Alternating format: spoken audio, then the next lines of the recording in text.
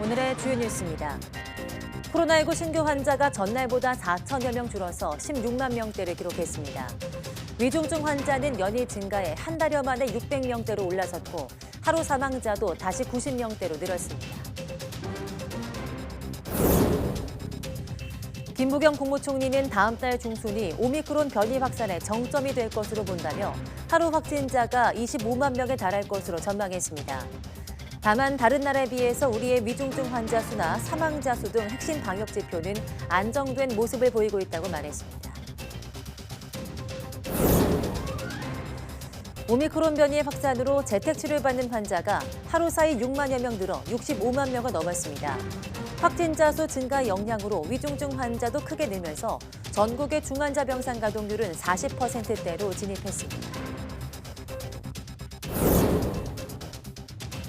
일본 후쿠시마 원전 사고가 발생한 지 11년이 지났지만 인근 수산물의 방사성 물질은 여전히 다른 곳보다 4배 정도 높은 것으로 파악됐습니다. 송이버섯 등 일부 농산물에서는 기준치보다 9배나 많은 방사성 물질이 검출되기도 했는데 일본은 문제가 없다며 내년 상반기 원전 오염수 해양 방류 입장을 고수하고 있습니다. 러시아군이 우크라이나를 침공한 지 하루 만에 주요 도시를 비롯해 수도 키예프 인근까지 진입한 것으로 알려졌습니다. 젤렌스키 우크라이나 대통령은 국가 총동원령을 내려 징집 대상자와 예비군을 모두 소집하고 18세부터 60세 자국 남성의 출국을 금지했습니다.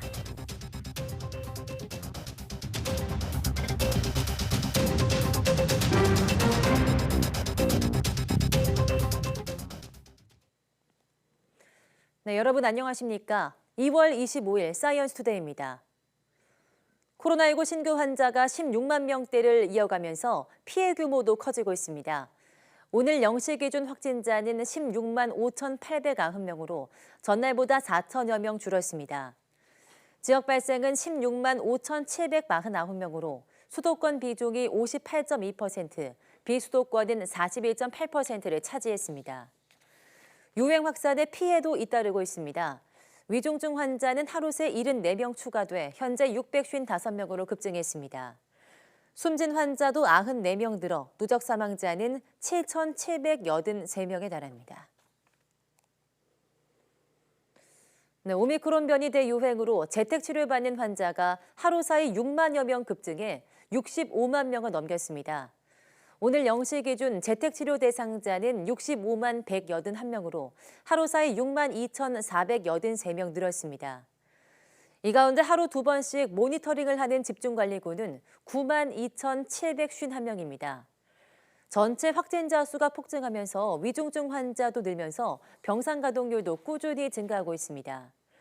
어제 오후 5시 기준 전국의 중환자 병상 가동률은 40.8%로 전날보다 1.7%포인트 올랐습니다. 수도권 중환자 전담 병상 가동률은 전날보다 0.8%포인트 높은 38.7%로 집계됐습니다. 네, 정부는 코로나19 오미크론 변이 확산의 정점을 다음 달 중순으로 보고 있다며 이때는 하루 확진자가 25만 명에 달할 것으로 전망했습니다. 다음 달부터는 확진자 동거 가족에 대한 격리를 수동 감시로 전환하기로 했는데요. 김부겸 국무총리의 코로나19 중대본 모두 발언 내용 직접 들어보겠습니다. 정부로 봐서는 3월 중순경쯤에 이 정점을 찍고 아마 그 숫자는 25만 명 내외가 되지 않겠나 이렇게 추측을 하고 있습니다. 정점이 예상보다 좀 더 빨라지고 있다 이렇게 말씀드릴 수 있겠습니다. 그러나 언제가 될지는 모르지만 분명한 것은 오미크론의 정점에 우리가 바짝 다가서고 있다 이렇게 말씀드리겠습니다. 확진자의 동거인을 일일이 파악을 해서 예방접종 이력에 따라 격리 여부를 결정하고 관리하는 일도 보건소에 너무 많은 부담을 주고 있습니다. 3월 1일부터는 동거 가족에 대한 격리를 수동감시, 즉 방역당국과 함께 스스로 격리 수칙을 준수하는 방식으로 전환하되 감염 확산 방지를 위해서 주기적 검사를 받으실 것을 권고합니다. 정부가 의료진이 시행하는 신속 항원 검사에서 양성이 나오면 확진으로 판단하고 치료와 격리가 가능하도록 하는 방안을 검토하고 있습니다. 또 침을 이용한 PCR 검사가 정식 허가를 받는다면 방역 당국이 사용을 검토하기로 했습니다. 이동호 기자입니다. 코로나19 환자가 급증하면서 PCR 검사를 받으려는 줄이 길게 늘어서 있습니다. PCR 검사 용량이 턱 밑까지 차올라 번호표를 주며 다음 날에 검사하기도 합니다. 이런 상황에서 의료진이 시행하는 신속 항원 검사의 경우 양성률 정확도가 90%를 넘어선다는 판단에 따라 정부는 신속 항원 검사 양성 결과만으로 확진 판정을 내리는 방안을 검토 중입니다. 신속 항원 검사 이후 PCR 검사에 따른 확진까지 하루 이상의 공백이 생기면서 가족들 간의 추가 확산의 위험이 커지고 치료제 투여도 늦어진다는 우려 때문입니다. 특히 코로나 감염으로 아픈 환자들에게 선별 검사소까지 이동해 PCR 검사를 받게 하는 것이 맞느냐는 현장 의료진의 의견도 이어졌습니다. 하지만 전문가들의 의견은 엇갈렸습니다. 증상이 있어서 신속 항원을 했더니 양성이 나오면 거의 맞다고 보시면 되기 때문에 굳이 PCR로 확인하지 않더라도 일반 관리군은 그냥 스스로 자가격리하는 거고, 또 고위험군 같은 경우도 PCR을 하게 되면 하루 이상 시간이 걸리잖아요.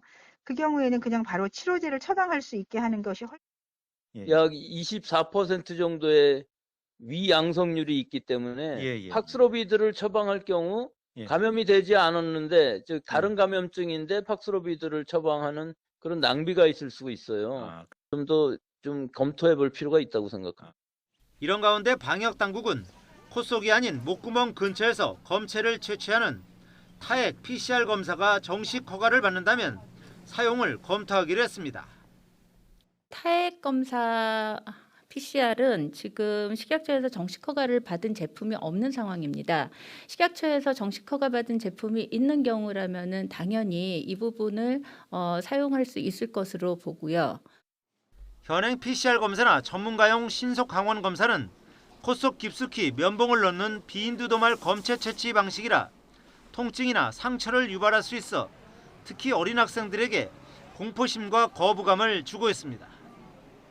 앞서 서울시 교육청은 유치원생과 초등학생을 대상으로 타액을 이용한 신속 PCR 검사를 시범 도입하겠다며 방역 당국의 적극적인 검토를 촉구했습니다.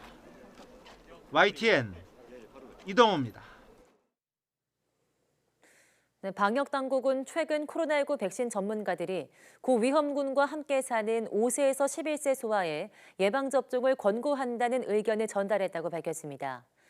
권근용 코로나19 예방접종 대응추진단 접종관리팀장은 어제 브리핑에서 최근 관련 학회 또는 전문가들이 기저질 환자나 고위험군과 함께 살고 있는 소아에 적극 권고하되 그렇지 않은 일반 소아들에 대해서는 선택권을 줘야 한다는 의견을 줬다고 전했습니다. 당국은 최근 11세 이하 연령에서 코로나19 환자들이 다른 연령에 비해 빠르게 증가하고 있다며 해당 연령대를 대상으로 백신 접종을 서두를 계획입니다. 또 5세에서 11세 소아가 맞을 수 있는 백신의 수급 상황에 대해서는 충분한 양이 확보돼 있다고 설명했습니다. 정부가 코로나19 백신을 맞기 어려운 중증 면역 저하자 등을 대상으로 하는 아스트라제네카 항체 치료제 이보실드 도입을 검토하고 있다고 밝혔습니다. 방역 당국은 면역 저하자에 대한 이보실드의 효과, 오미크론 유행 상황, 안전성 등을 현재 검토하고 있다며 이같이 말했습니다. 이보실드는 주사로 항체를 직접 주입하는 형태의 치료제로 백신을 접종해도 항체 형성이 어려운 중증 면역 저하자를 대상으로 합니다. 최근 국회 추가 경정 예산안 심의 과정에서 정부가 이보실드를 사기 위해 신청한 예산이 모두 삭감된 것으로 확인됐습니다. 네, 경북 예천에서 7살 여아가 코로나19에 확진되고 닷새 만에 숨졌습니다. 수원에서는 7개월, 4개월 된 영아가 병원 문턱을 넘기 전에 잇따라 숨지는 등 셀프 재택치료 사각지대 속에서 어린 생명이 희생되는 일이 반복되고 있습니다. 이윤재 기자입니다. 코로나19 확진 판정을 받은 7살 A양. 지난 22일 대구의 한 종합병원에서 치료를 받던 중 숨졌습니다. A양은 지난 17일 PCR 검사를 하고 다음 날 양성 통보를 받은 뒤 재택치료를 해왔습니다. 재택치료 사흘째 가슴과 배에 통증을 느껴 보건소에 알렸고 1시간 반 만에 병상을 찾아 영주 적십자병원에 입원했습니다. 병원 치료에도 A양 건강이 회복되지 않아 하루 만에 대구에 있는 대학병원으로 옮겼지만 가족품으로 돌아오지 못했습니다. 모니터링하고 하면서 그런 기저질환이 없는 걸로 그렇게 조사가 돼 있더라고요. 신속하게 아주 도에서도 담당 과장이 직접 병상 챙기고 해서 바로 배정받아가지고 소방 119 통해가지고 바로 병원 이송했죠. 수원에서는 생후 4개월 영아가 지난 18일 확진돼 22일 심정지 상태로 병원으로 옮겨졌지만 끝내 숨졌습니다. 지난 18일에도 생후 7개월 아기가 병원 이송 중에 사망했습니다. 오미크론 변이의 폭발적 확산과 함께 백신 대상이 아닌 소아 청소년 감염이 빠르게 늘었고 생명까지 잃는 일이 반복된 겁니다. 11세 이하 소아의 경우에는 현재 예방접종의 대상이 아닙니다. 백신 접종을 받지 않다 보니 오미크론에 대한 저항력이 약한 측면이 지금 확진자 증가세로 좀 귀결이 되고 있는 것으로. 특히 영유아는 고열이 지속할 경우 성인보다 위험하고 의사 표현이 서툴러 치료 시기를 놓칠 가능성이 큽니다. 이른바 셀프 재택 치료를 하다 의료진 손길이 닿기 전에 병세가 악화할 수 있다는 겁니다. 정부는 늘어나는 소아 응급 상황에 신속하게 대응하기 위해 소아 전문 응급센터를 만들겠다고 밝혔습니다. 하지만 확진자 폭증에 의료진마저 부족해 어린 생명의 희생을 막을 대책이 되기에는 부족하다는 우려가 제도 시행 전부터 나오고 있습니다. YTN 이윤재입니다. 정부가 보육의 공공성을 강화하기 위해서 올해 국공립 어린이집 550곳 이상을 신설하고 어린이집 평가체계 개편을 추진합니다. 보건복지부는 중앙보육정책위원회 회의에서 이 같은 내용의 제3차 중장기 보육 기본계획 2022년 시행계획을 확정했습니다. 시행계획에는 올해 국공립 어린이집 550곳 이상을 확충한다는 내용이 담겼는데 이는 오는 2025년 공공보육 이용률 50% 목표를 달성하기 위한 조치입니다. 복지부는 국공립 어린이집 확보를 위해서 기존 신축 방식 외에 매입, 공공주택 관리동 리모델링, 장기 임차 등 다양한 방식으로 지원할 예정입니다.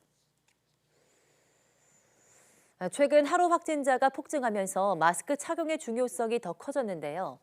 여전히 마스크를 써달라는 말에 택시기사에게 폭력을 행사하는 일이 끊이지 않고 있습니다. 김철희 기자입니다.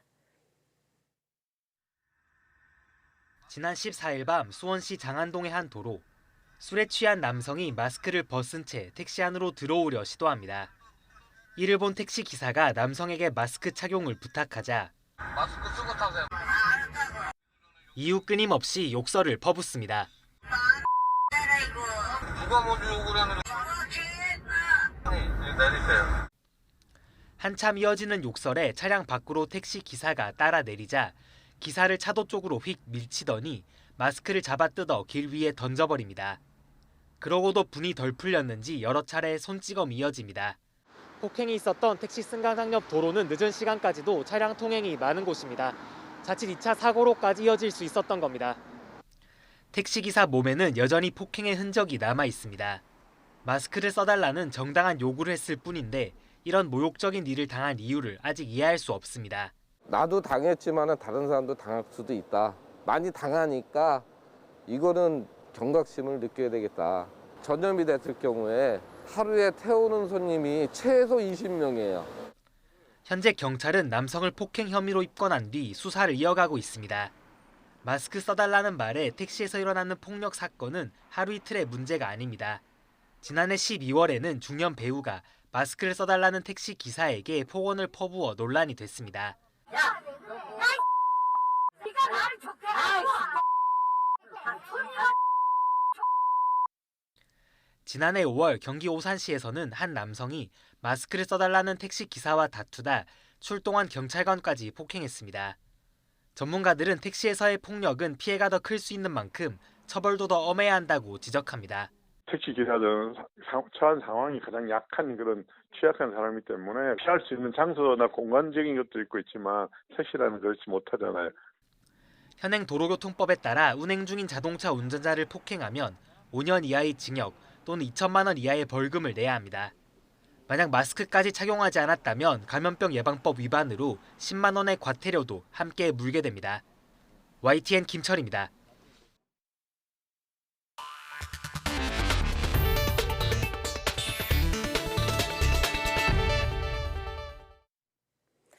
네, 일본 후쿠시마 원전 사고가 발생한 지 11년이 지났지만 인근 수산물에서는 여전히 다른 곳보다 방사성 물질이 4배 높게 검출됐습니다. 하지만 일본은 자국 식품에 문제가 없다고 홍보하면서 내년 상반기에 원전 오염수를 해양에 방류하겠다는 뜻을 호소하고 있습니다. 윤혜리 기자입니다. 삼중수소가 포함된 오염수는 정화 처리한 뒤 바다로 내보내기 때문에 안전하다. 삼중수소가 건강에 미치는 영향은 염려하지 않아도 된다. 지난해 12월 일본 정부가 자국 내 전국 학교에 200만 장 넘게 뿌린 홍보물입니다. 방사선 물질인 삼중수소가 포함된 오염수가 안전하다는 내용이 담겼는데 일본 내에서도 논란이 되자 결국 회수했습니다. 일본 정부는 일본산 식품에 대해서도 문제가 없다고 주장하고 있지만 정작 공개된 자료 내용은 달랐습니다. 시민방사능감시센터 등 시민단체가 일본 후생노동성의 일본산 식품 방사성 물질 검출 결과를 공개했는데 후쿠시마 인근 수산물의 세슘 검출률이 다른 지역보다 4배 정도 높은 것으로 나타났습니다. 송이버섯과 두릅 등 일부 농수산물에서는 기준치보다 각각 9배, 6배 많은 세슘이 검출되기도 했습니다. 일본의 식품 기준치 킬로그램당 100베크렐을 넘게 세슘이 검출되는 식품목도 많이 있다라는 것을 일본 정부의 주장이 거짓임을 알 수 있습니다. 시민단체는 일본 정부에 내년 상반기 예정된 후쿠시마 원전 오염수 방류 계획을 철회하라고 촉구했습니다. 우리 정부를 향해서도 일본에 대해 여러 차례 유감을 표명하긴 했지만 이런 노력이 일회성에 그쳐선 안 된다고 지적했습니다. 우리는 일본 정부가 바다에 오염수를 버리려는 것에 대해서 적극적으로 당연히 막아야 하고 일본 정부는 방사능 오염수 해양 방류를 포기해야 하며 국회는 지난해 6월 본회의에서 일본 정부의 후쿠시마 원전 방사능 오염수 해양 방출 결정을 규탄하는 결의안을 채택했습니다. 국제사회에서도 우려가 잇따르는 가운데 국제원자력기구 IAEA는 오는 4월 오염수 처리 안정성과 관련해 후쿠시마 현지를 답사한 조사 결과를 발표할 예정입니다. YTN 윤혜리입니다. 네, 코로나19로 외출을 꺼리고 실내에 머무는 분들이 많으시죠. 하지만 겨울철에는 난방 때문에 실내 공기가 탁해지기 쉬운데요. 식물로 벽면을 채우는 수직 정원이 실내 공기 정화에 큰 도움이 된다고 합니다. 김학무 기자입니다. 식물을 화분에 옮겨 심는 요령을 열심히 배우는 장애인 복지관 학생들. 자주 하는 일이 아니라 쉽지는 않습니다. 옮겨 심은 화분을 조심스레 벽면에 끼워주면 수직 정원이 완성됩니다. 이파리에 묻어있는 흙 있잖아. 흙을 깨끗하게 닦아줄 거예요. 할 수 있죠? 네. 실내 정원 만들기는 장애 학생들에게 큰 도움이 됩니다. 자기 1인 1식물 심으면 그런 정서적인 교감 능력이라든지 의사소통 능력 향상에도 큰 도움이 되는 것으로. 작은 도서관 내에 있는 책 카페도 한쪽 벽이 식물로 장식됐습니다. 식물 벽을 꾸미고 9달 동안 확인해 보니 초미세먼지 농도가 10% 줄었고 이용자들의 집중력 향상에도 도움이 되는 것으로 나타났습니다. 분위기도 더 밝아진 것 같고 공기도 쾌적하고 책 읽는데 더 집중이 잘 되는 것 같아요. 식물을 실내에 두면 식물잎에 미세먼지가 달라붙거나 잎 뒷면 기공으로 흡수돼 사라집니다. 공기정화에 효과적인 식물로는 관음죽이나 파키라, 백냥금, 스킨답서스 등이 있습니다.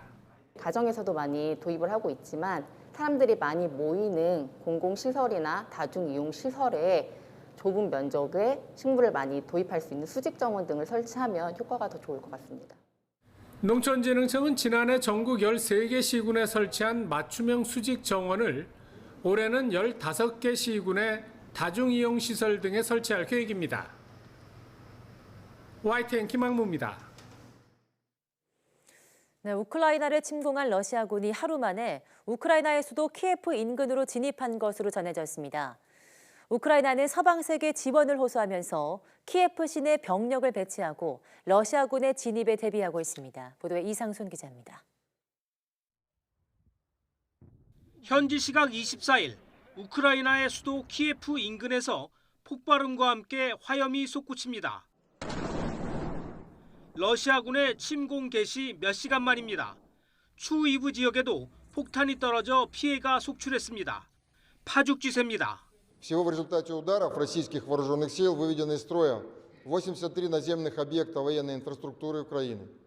С начала проведения специальной военной операции сбиты 2 Су-27, 2 Су-24, 1 вертолет и 4 ударных беспилотных летательных аппарата «Байрактар» вооруженных. 침공 첫날부터 사실상 전면전입니다. 러시아군은 크림반도에서 헤르손, 벨라루스에서 키예프, 북동부에서 카르키프 세 축으로 진격 중입니다. 친러시아 반정부 세력 도네츠크와 루간스크 인민공화국의 군대도 우크라이나군의 방어망을 뚫고 6에서 8km 전진한 곳으로 전해졌습니다. 우크라이나의 2대 도시 카르키프는 러시아군의 공습과 진입에 대비해 시민들이 지하철역 등으로 대피하고 있습니다. Я боюсь ехать. Я не буду ехать. Я не знаю, что там дальше произойдет. 수도 키예프에도 곳곳에 군병력이 배치돼 러시아군의 진입에 맞설 준비를 하고 있습니다. 젤렌스키 우크라이나 대통령은 대국민 성명을 통해 미국과 유럽 등 자유세계의 지도자들에게 도움을 호소하고 있다고 밝혔습니다. Сьогодні не допоможете. Якщо ви потужно не допоможете Україні, то завтра війна постукає в ваші двері. Слава Збройним силам України.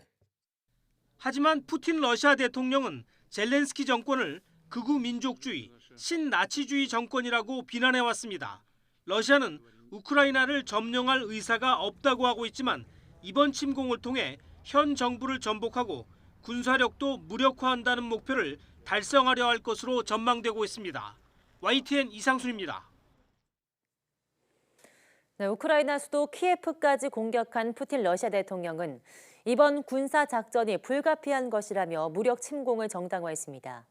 세계 곳곳에서는 전쟁 반대 시위가 잇따랐습니다. 김선희 기자입니다. 블라디미르 푸틴 러시아 대통령은 이번 공격이 러시아 안보를 위해 불가피했다고 주장했습니다. 푸틴 대통령은 군사작전이 진행되는 와중에 러시아 주요 기업인들과 자리를 갖고 다른 선택을 할 수 없었다고 강조했습니다. Я хочу еще раз это подчеркнуть. Вынужденные меры. Потому что могли такие риски для нас создать, что вообще непонятно, как дальше страна существовала бы. 글로벌 경제 시스템을 훼손하지 않고 싶다는 뜻도 내비쳤습니다. Россия остается частью мировой экономики. И в этой связи, настолько, насколько она остается этой частью, мы не собираемся наносить ущерб системе. For whole democratic world, Putin is a terrorist. 세계 곳곳에서는 푸틴 반대 시위가 벌어졌습니다. 영국 런던 시내에 모인 우크라이나인들과 활동가들은 전쟁을 멈추라고 목소리를 높였습니다. 수백 명의 시위대는 푸틴은 테러리스트라며 다른 국가에서도 동참할 것을 촉구했습니다. 이탈리아에서도 전쟁 반대 피켓을 든 500여 명의 시위대가 러시아 대사관 앞에 모였습니다. Noi non vogliamo questa guerra, vogliamo pace. Pace per tutti, per tutto il mondo. Grazie, perché oggi siamo feriti, molto feriti. Україна – країна вільна, суверенітет. Вільна держава і хоче миру, і щоб світ почув наші слова. 미국에서도 러시아의 무력 침공을 반대하는 시위가 벌어지는 등 세계 곳곳에서 전쟁 반대 목소리가 커지고 있습니다. YTN 김선희입니다.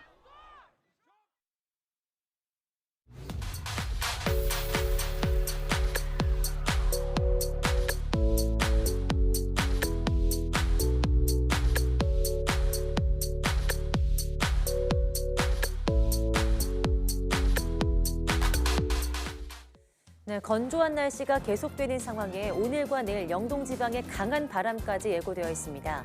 메마른 땅의 거센 바람은 작은 불씨를 삽시간에 대형 산불로 키우는 위험을 품고 있습니다. 산림이나 인접 지역에서 불을 피우는 건 물론이고 인화성 물질을 소지하는 것도 삼가해야 할 것 같습니다. 뉴스 마치겠습니다. 함께해 주신 여러분 고맙습니다.